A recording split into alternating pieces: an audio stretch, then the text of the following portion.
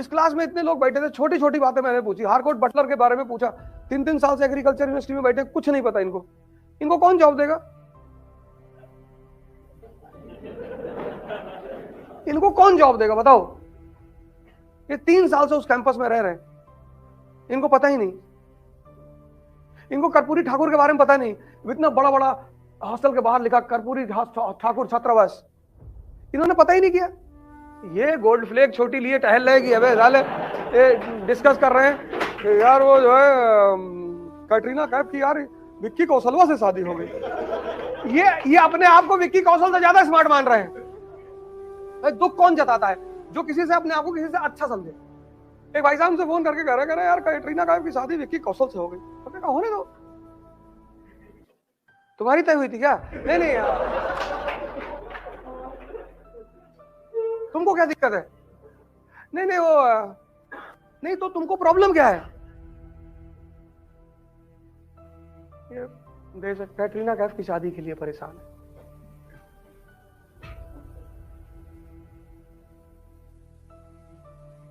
पचास basic question पूछ लो, इस क्लास में कोई जवाब ना दे पाएगा। 50 सवाल अगर कर दूं, 50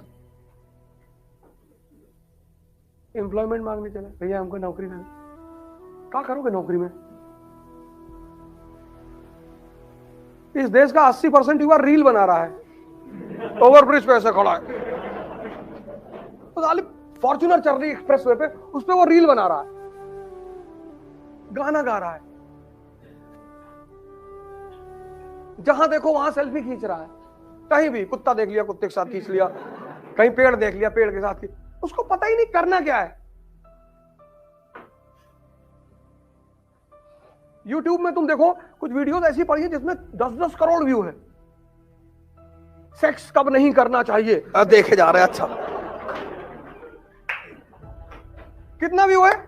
20 करोड़। और वही बगल में गीता का प्रवचन डाउनलोड है, उसका व्यू है 1.2 थाउजेंड। और ये देश कह रहा है कि हमारे राजनेता चोर हैं। तुम्हारे राजनेता बहुत अच्छे, तुम चोर हो। और इनसे कह दो तो ये बुरा मान जाते हैं, यार वो जो है बेइज्जती कर रहे फालतू में जो है।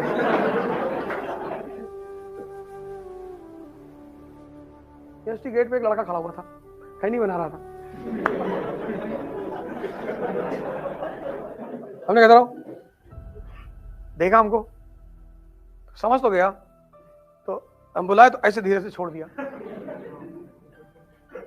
हमने कहा तंबाकू का जो खेती होती है पहली बार दुनिया में कहां हुई? नहीं, हम थोड़ी खा रहे थे सर। उनके बेटा झूठ मत बोलना कि तुम्हारे हाथ पे चूने का दाग लगा हुआ है। और तुम्हारा तंबाकू खाना बुरा नहीं है, तुमको तंबाकू के बारे में कुछ नहीं पता। कितने जाहिल आदमी हो तुम। खाओ, कम से कम तंबाकू के बारे में तो जानो। रगड़ो यारो, 15 साल से रगड़ो, पता ही नहीं कहां बन रही तंबाकू।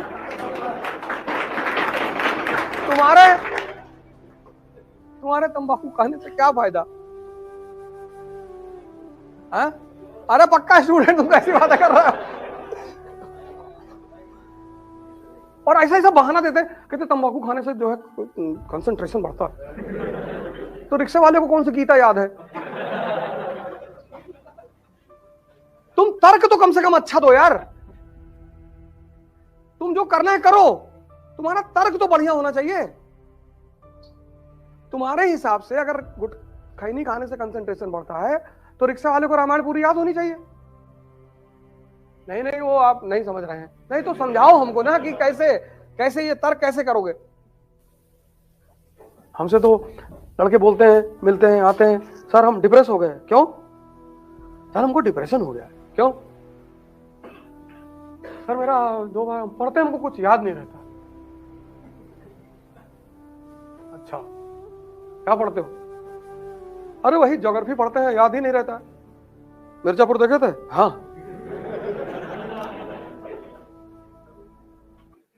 काका काका सुनाओ।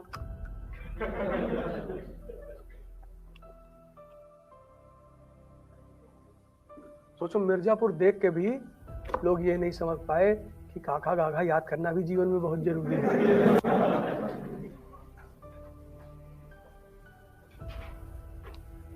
नशा मत करो, मत करो, क्योंकि अब ये देश तुम्हारे ऊपर है। तो नशा क्यों करते हो तुम? अब मैं मुद्दा हुआ कि तुम नशा क्यों कर, ये यूथ नशा क्यों करता है यार?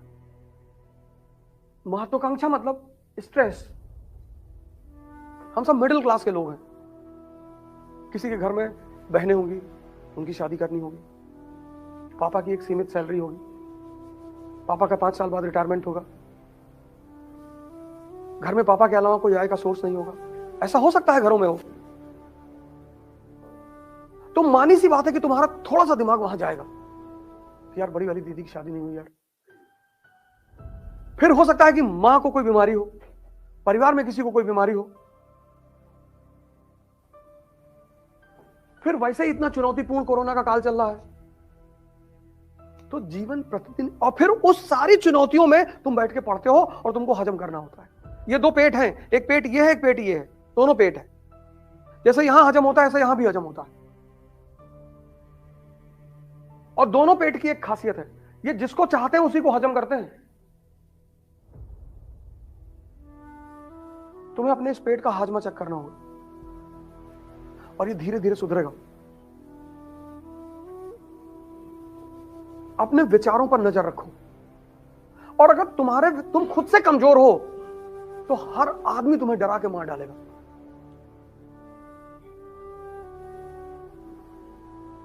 नशा क्यों नहीं करना है?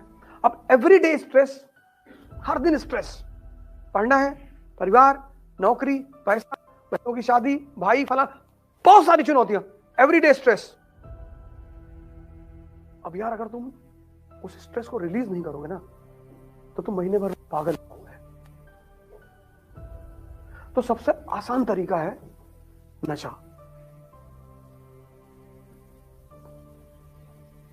तुम पढ़े 4 घंटा, तुमको यहां पेन हुआ, तुम बाहर आए, एक सिगरेट पिए, निकोटीन शरीर में गई, तुम थोड़ा सा रिलैक्स महसूस किया। अब सिगरेट प्रॉब्लम नहीं है, प्रॉब्लम क्या है? स्ट्रेस। तुम सिगरेट को प्रॉब्लम देखते हो इसलिए छोड़ नहीं पाते हो। सिगरेट प्रॉब्लम नहीं है, शराब प्रॉब्लम नहीं है, प्रॉब्लम है स्ट्रेस। तुमने सिगरेट और शराब को अपने स्ट्रेस को रिलीज करने का माध्यम बना लिया है, तो वो तुम्हारे लिए दवा हो गई है। तो जब जब तुम स्ट्रेस में आओगे, तो या तो तुम सिगरेट ढूंढोगे, या तुम शराब ढूंढोगे, या तुम खैनी ढूंढोगे, कुछ ढूंढोगे। तो अगर उस स्ट्रेस को संवैधानिक रूप से बाहर निकाल दिया जाए, 3 प्राणायाम, भस्त्रिका, कपालभाति और अनुलोम विलोम, 2 मिनट से शुरू करो, बस सिर्फ 2 मिनट, इससे ज्यादा नहीं, 2 मिनट। पहले दिन देके घंटा कर लिए, किडनी पलट जाएगी।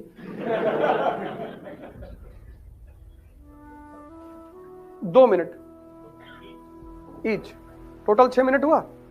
10 दिन जब बीत जाए, इस 2 को 4 कर दो, 4 मिनट।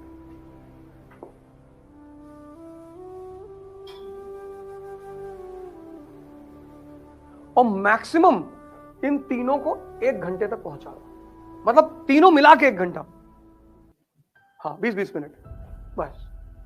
और गारंटी लेता हूं कि तुम कभी नशा नहीं करोगे, क्योंकि स्ट्रेस रिलीज हो जाएगा। अब जब तुम नशा नहीं करोगे तो तुम्हारी शरीर मजबूत होगी, तुम्हारा मन मजबूत होगा।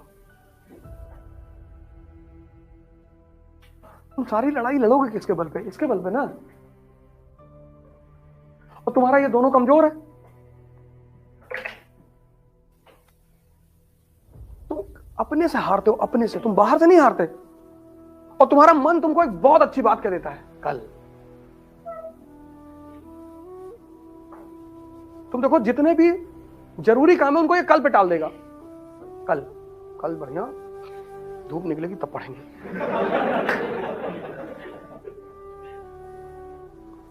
पर डे किसी चीज को कल पे मत टालो। तुम सोच लो कि मेरी जिंदगी बस आज है, कल है ही नहीं। मुझे आज पढ़ना है, मुझे आज ध्यान करना है, मुझे आज, कल है ही नहीं। तुम बस एक चीज को डिलीट मार दो, कल को। तुम सोच लो मेरी जिंदगी बस आज है, आज, कल है ही नहीं। कल को तुम डिलीट मार दो।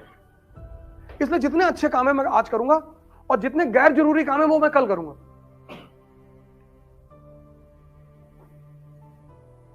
बड़ा प्यारा सूत्र है। बहुत प्यारा सूत्र है। ये तुम्हारी जिंदगी है भाई साहब। अगर टाइम कट गया ना तो 1 रुपया कोई जीवन में देगा नहीं। वो तुम्हारे माँ बाप हैं भगवान की तरह, जो तुम पर पैसा खर्चा कर रहे हैं। ये तुमको बात आज नहीं फील होगी, ये तुमको बात फील होगी किसी दिन, और पक्का होगी। इसलिए जब तक वो तुम्हारी मदद कर पा रहे हैं तब तक अपना जीवन बना लो। बहुत अच्छा मौका मिला है। नहीं तो जो भी आदमी 1 रुपया देगा, एक, तो समझ लो 1000 रुपए का बदले में काम लेगा।